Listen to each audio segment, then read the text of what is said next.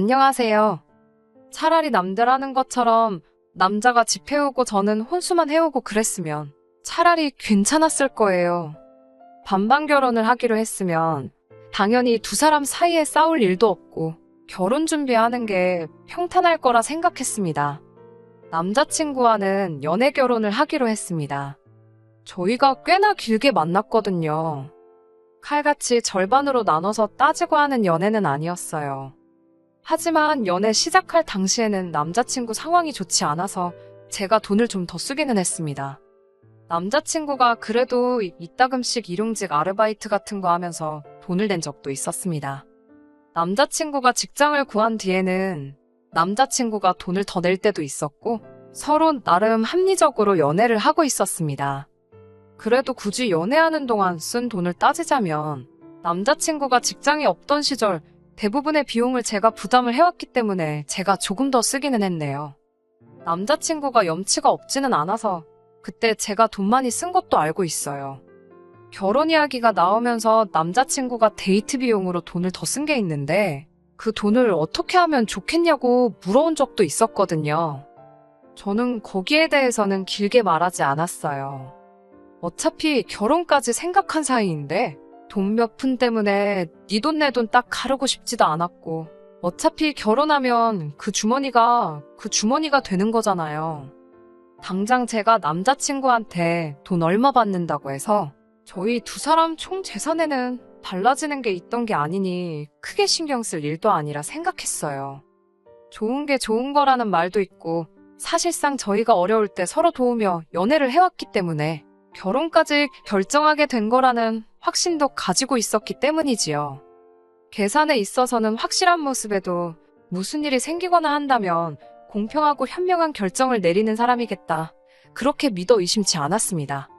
그런데 결혼은 현실이라는 게 참 맞는 말이다 싶었어요.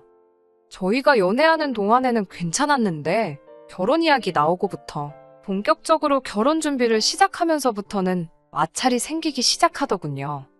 결혼은 연애하면서도 그래왔듯이 반반 결혼을 하자고 이야기가 나왔습니다. 그런데 서울에서는 대출 없이 매매는커녕 전세를 구하기도 힘들겠더라고요.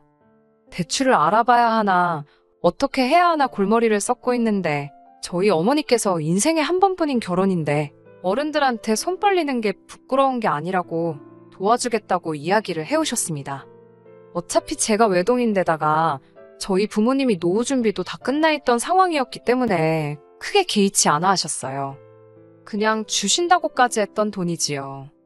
그런데 남자친구와는 반반 결혼을 하자는 이야기를 나누고 있었는데 막상 제가 친정에서 큰 돈을 가지고 오면 남자친구한테는 그게 부담이 되지 않을까 싶었습니다. 제가 알고 있던 바로는 남자친구 집이 그렇게 넉넉한 편은 아니거든요. 그래서 남자친구가 취직 준비하던 시절에도 일용직 아르바이트를 해서 생활비를 충당을 해야 했었던 거고요. 이미 저희끼리 반반 결혼을 하자고 결정을 내린 상황에 제가 집에서 얼마를 가져오기로 했으니 너도 받아오라고 반반 결혼하자고 말을 할 수도 없는 노릇이었지요. 사실 아직도 남자가 가족을 부양한다는 풍토가 있는데 괜히 그걸 가지고 자존심을 건드리고 싶지도 않았습니다. 그래서 어차피 대출을 알아보고 있던 상황이었으니 일단 급한 대로 어머니께 돈을 빌린 걸로 해서 전셋집을 구하자고 했습니다. 따지고 보면 은행에서 빌리는 것보다 더 싼 이자로 만들 수 있고 사실상 엄마 돈이기 때문에 이자며 원금이며 대출 상환하는데 그렇게 부담을 느낄 필요도 없는 상황이었으니 말이에요. 그래서 제 돈과 어머니에게서 빌려온 돈을 합쳐 전셋집을 구하기로 하고 대신 남자친구한테는 결혼식 비용, 신혼집에 들어갈 가정과 결혼 후에 같이 쓸 자동차를 해오면 어떻겠냐고 제안을 했습니다. 저는 가장 골머리를 썩히던 문제였던 집이 해결되었으니 남자친구가 당연히 기뻐할 줄 알았어요. 그런데 남자친구는 언짢은 표정을 지으면서 아무리 생각해도 계산이 맞지 않는 것 같다면서 두 눈의 상심지를 켜고 달려들더라고요. 무슨 계산을 말하는 건가 싶었어요. 대출받기로 한 돈 대신에 저희 어머니에게 빌려오는 거고 결국 남자친구와 제가 똑같이 돈을 내서 반반 결혼을 하기로 한 건데 왜 시당초에 계산을 하고 말고 할 게 있나 싶었습니다. 사실상 따지고 보면 제가 몇 배나 넘는 돈을 해오는 건데 말이지요. 남자친구는 어이없는 걸 가지고 불공평하다고 하더라고요. 저는 왜 원금이 보장되는 집을 하고 자기한테는 써버리면 땡인 결혼식 비용을 하라고 하느냐고요. 자동차도 가전도 일단 사자마자 저희 손에 들어오고 나면 중고가 되는 거 모르냐면서 따지고 보면 자기가 손해라고 하는 겁니다. 다른 걸 이야기하는 게 아니고 결혼 이야기잖아요. 계산이 철저한 사람인 건 잘 알겠지만 애초에 지금 남자친구가 이야기하는 건 이혼할 때 자기가 손해보는 거 아니냐고 하는 말이나 마찬가지잖아요.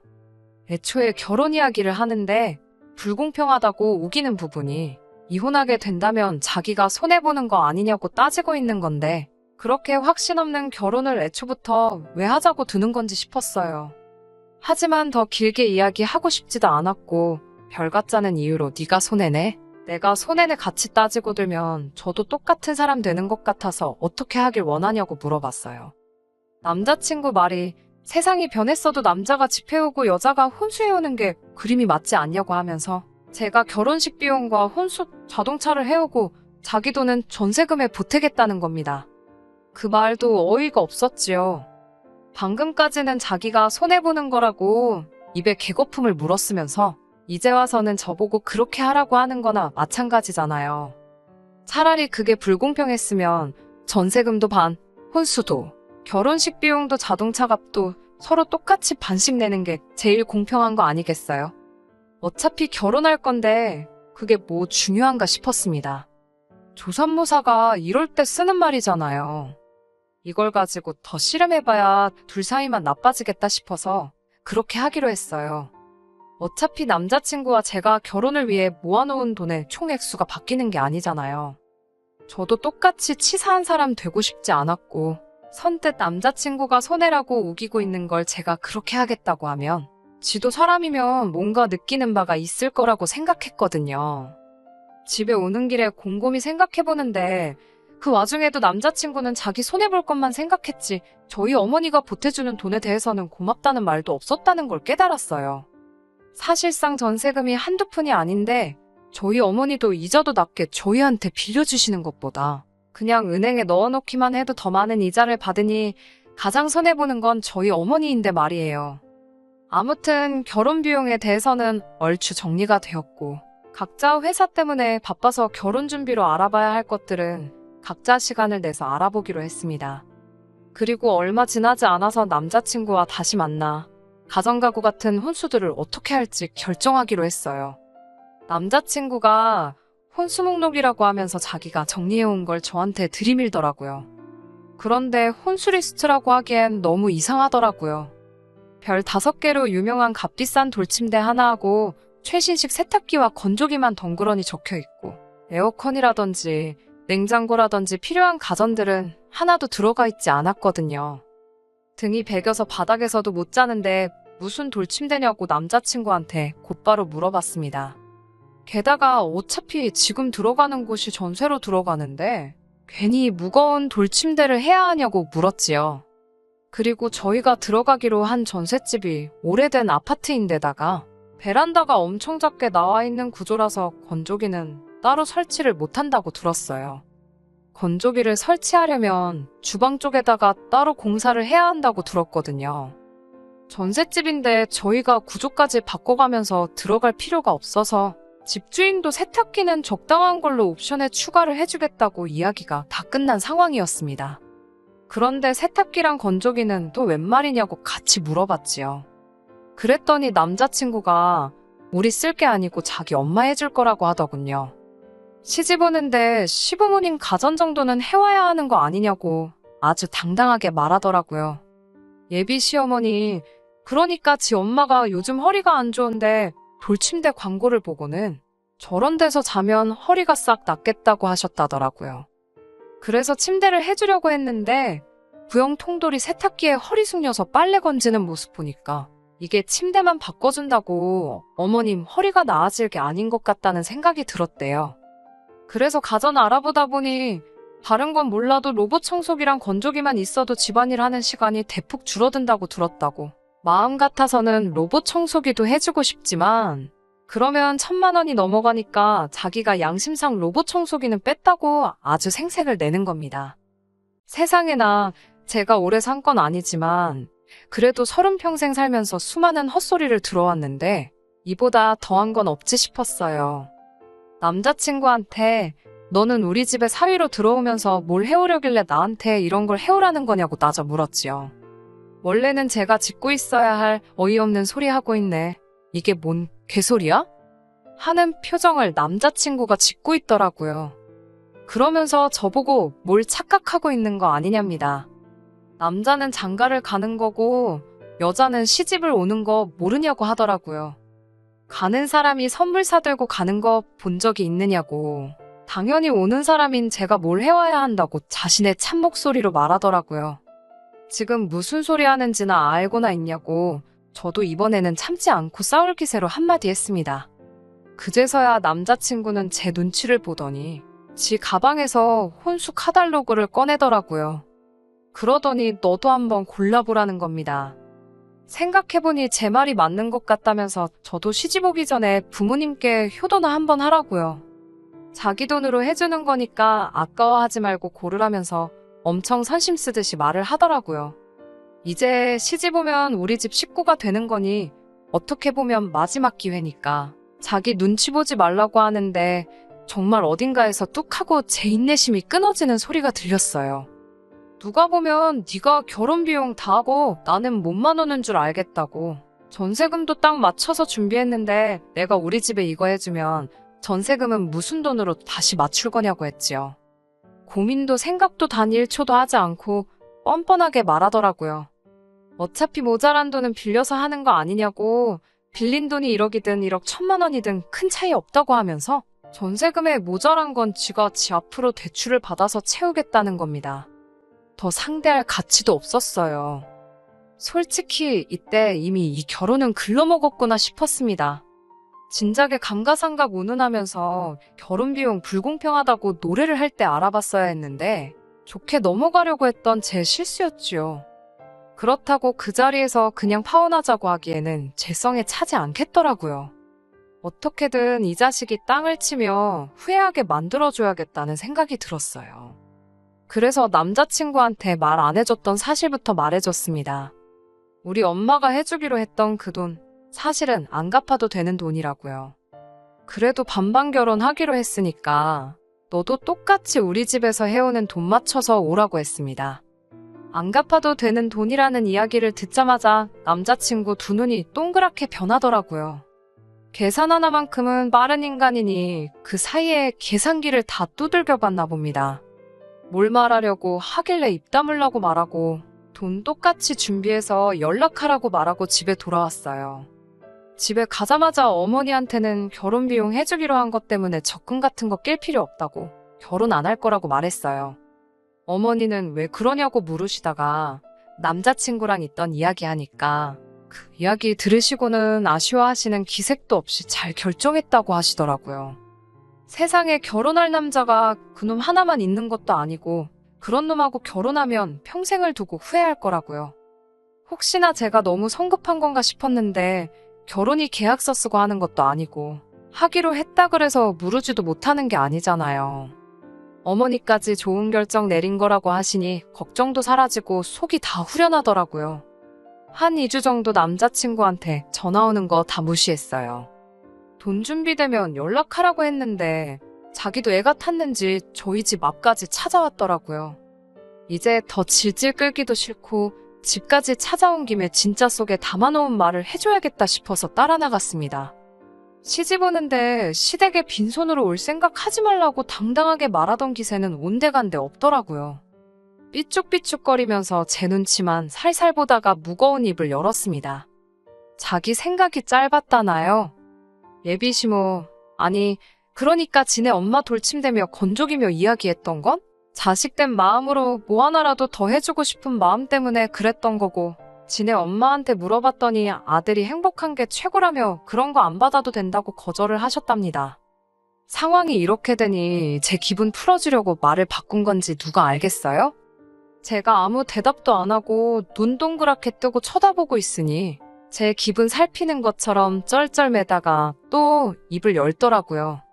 어차피 처음부터 우리가 우리 금액에 맞게 다 맞춰서 잘 준비하고 있던 거 아니냐고.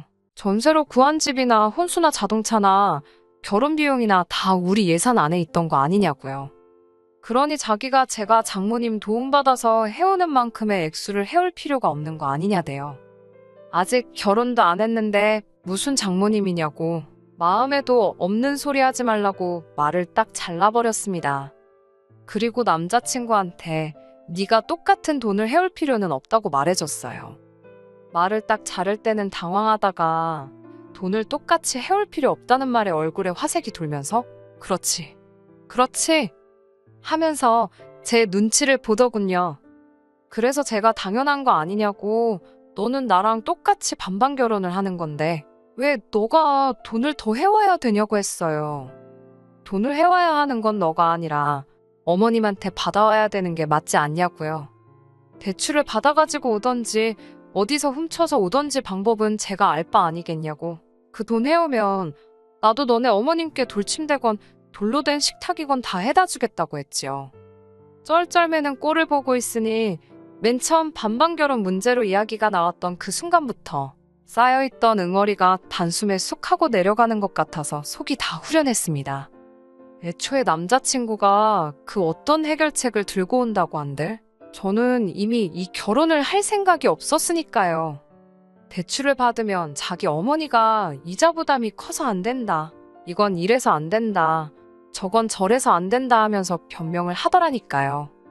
애초에 저희 어머니가 그 큰 돈을 선뜻 빌려주겠다 했을 때는 내가 받아오는 건 당연한 것처럼 여기고 적반하장으로 내 돈으로 자기 엄마 침대며 세탁기며 다 바꿔주려고 했던 주제의 말이에요.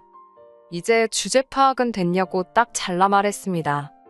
너가 얼마나 효자인지도 알겠고 계산에 있어서 얼마나 철저한 사람인지도 알았으니 그냥 결혼은 없던 걸로 하자고요. 한동안은 다시 엄마 집에서 신세져야 할 텐데 그냥 지금 모아놓은 돈으로 침대부터 바꿔드리라고 했어요. 효도는 꼭 결혼을 해야 할 수 있는 게 아니지 않냐고요.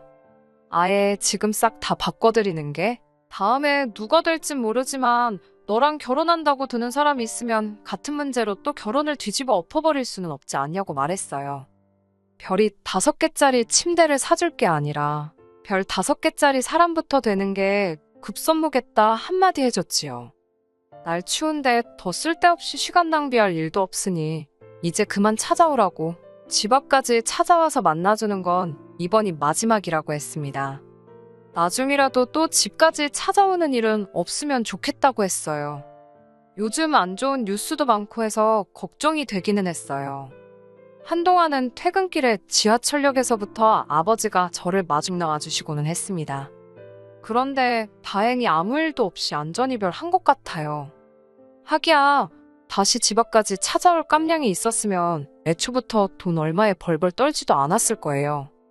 주제 파악시켜줘서 너무 후련하네요. 똥차가 아무리 세차를 하고 고쳐 쓴다고 해봐야 똥차일 테니 자기 분수를 알고 정신 차리고 살았으면 좋겠네요. 이젠 뭐 제가 알바는 아니지만 괜히 저같이 시간 낭비하는 사람이 없으면 싶어서 그런 생각이 드네요. 끝까지 들어주셔서 감사합니다. 오늘의 사연은 여기까지입니다. 구독과 좋아요, 알람 설정 부탁드리고 더 좋은 사연으로 다시 찾아뵙겠습니다. 감사합니다.